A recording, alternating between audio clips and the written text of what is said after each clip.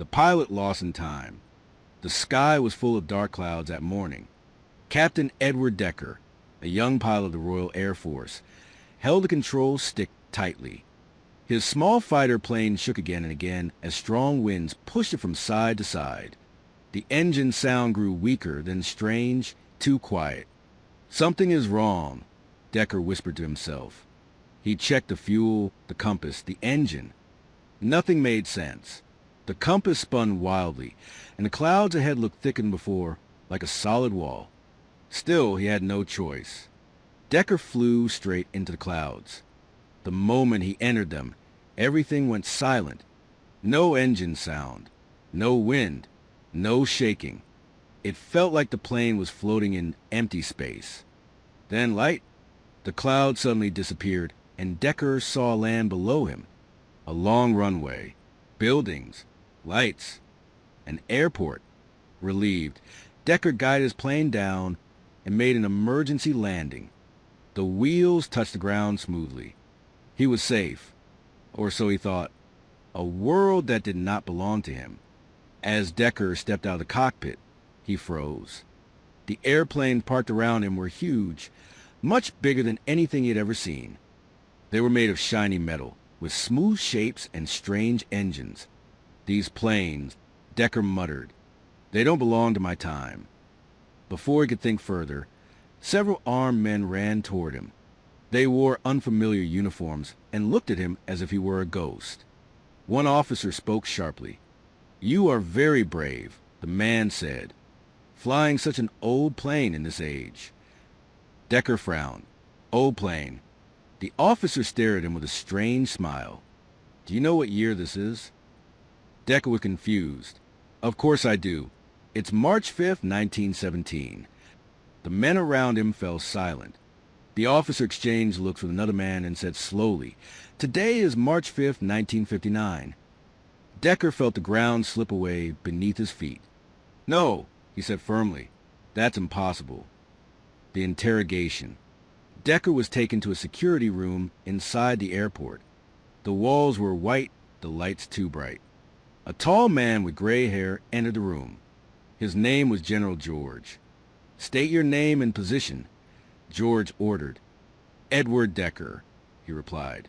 "Lieutenant pilot of the Royal Air Force." George raised an eyebrow. "That unit no longer exists." Decker shook his head. "That's not true. I took off this morning from Base 56. The general sighed and leaned back in his chair.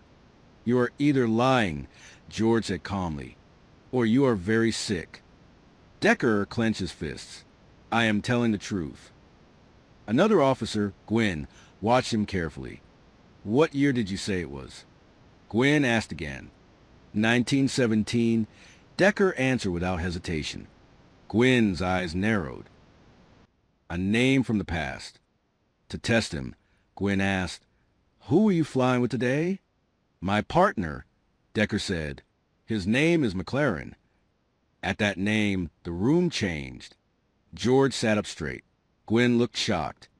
"That's impossible," George said quietly. "Air Marshal McLaren is on his way here right now."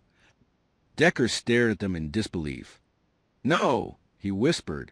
"McLaren is dead." The officers stared back at him.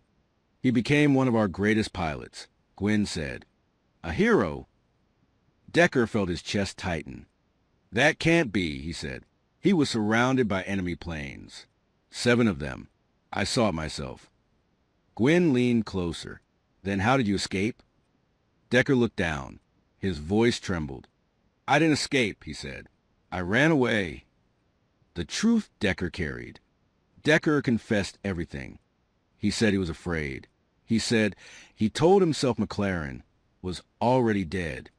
He said he flew higher into the clouds, trying to survive.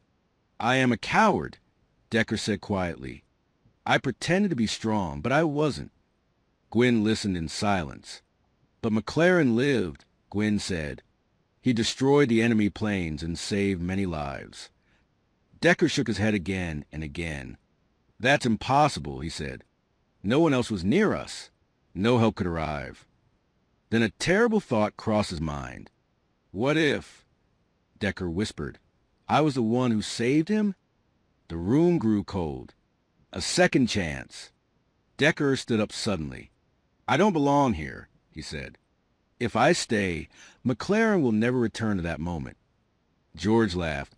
This is nonsense. But Decker was already moving. He pushed Gwyn aside and ran. Guards tried to stop him, but Decker fought like a man possessed. He knocked him down and sprinted across the runway toward his old plane. Stop him, someone shouted. Decker climbed into the cockpit and started the engine. Suddenly, a gun was pointed at his head. It was Gwyn. Don't do this, Gwyn said. If I don't, Decker replied, many lives will be lost. Gwyn hesitated. Then he lowered the gun. Go, he said quietly. The sky closes again. Decker's plane rushed down the runway and lifted into the air. Moments later, it disappeared into the clouds. Gwyn watched the sky, unsure if he had done the right thing. The final answer. Soon after, Air Marshal McLaren arrived. When he heard Decker's name, his face turned pale. He saved my life, McLaren said slowly.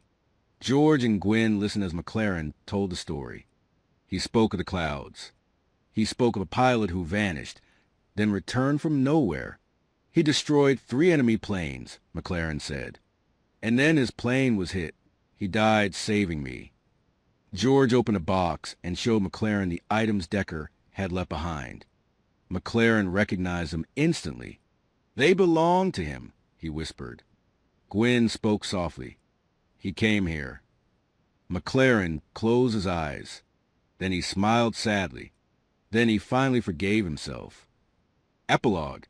No one ever saw Decker again. Some say he returned to his own time.